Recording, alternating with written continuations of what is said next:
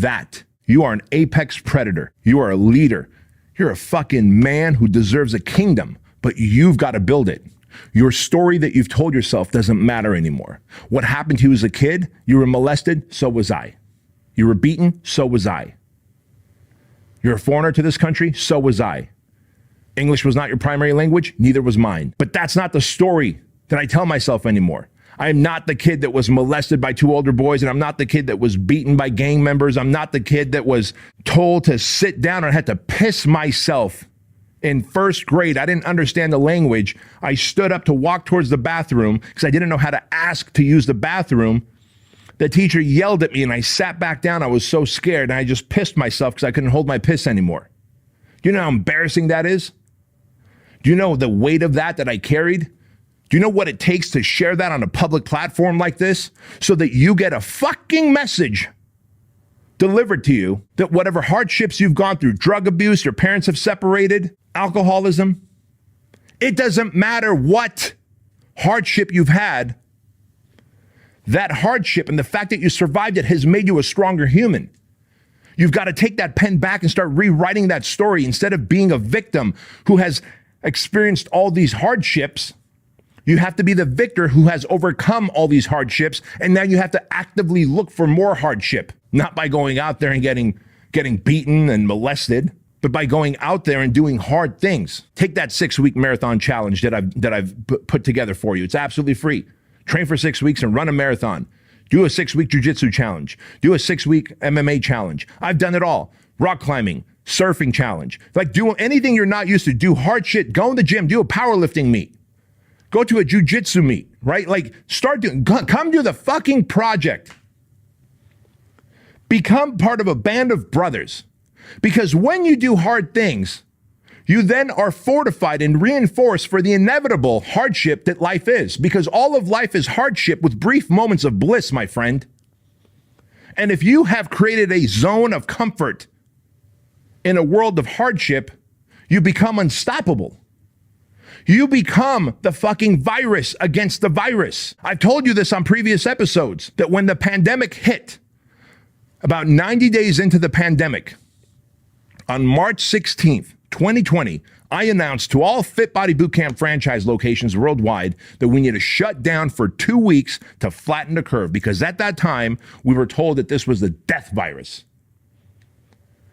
And then about 90 days later, as we started to lose franchise locations, as we started to see people suffering in silence, as we started to see that people were starting to financially go broke, I was like, hey, we are not going to wait for some PPP program, for some SBA loan.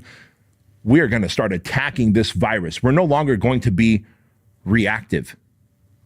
We're going to attack. We're going to attack. So myself, my leadership team, and my entire team here at the building, we decided that we are going to be the pandemic against the pandemic. And it is then when we started to turn the ship. It is then when we started to add more locations. It is then when we started to rebuild our brand. And it is bigger, stronger, more resilient today than ever before. You must adopt that mindset. You will not be the victim in life.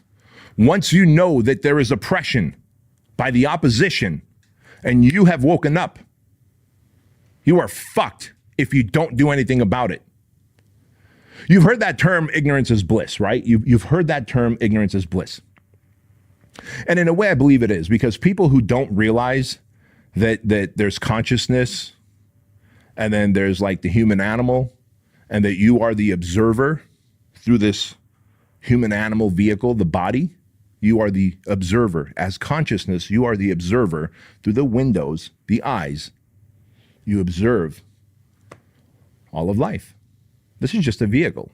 Like when you climb into your car, you don't become the car. You are the driver of the car.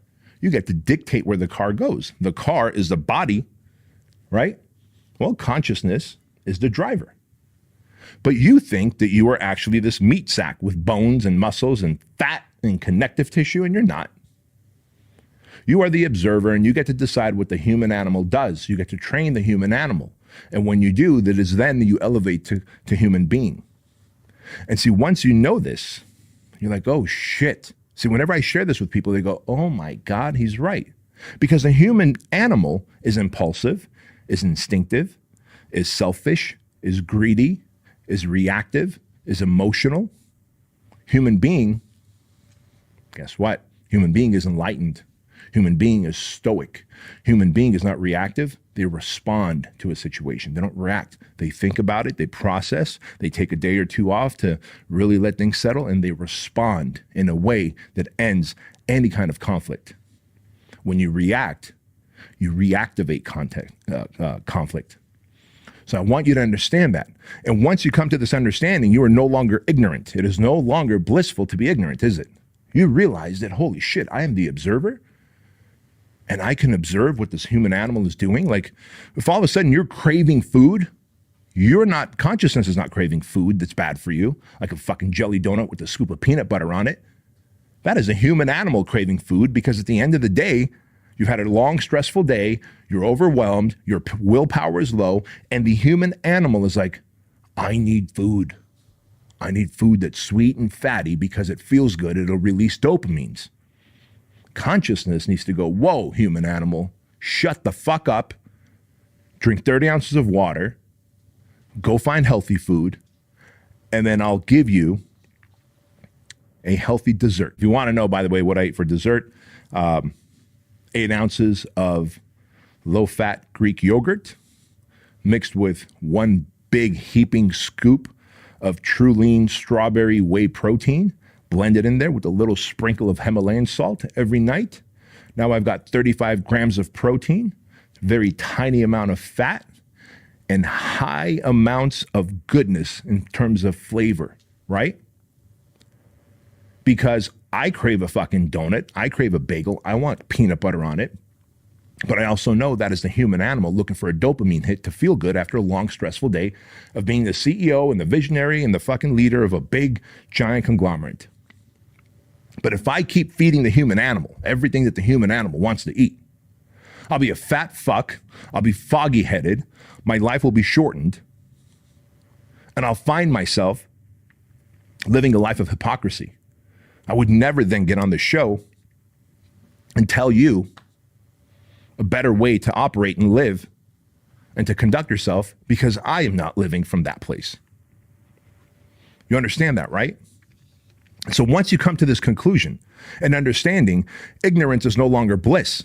Now that you know this, and if you try and stay ignorant and you do nothing about elevating yourself to consciousness, to a higher place, guess what happens next? You start feeling anxious. You get depressed.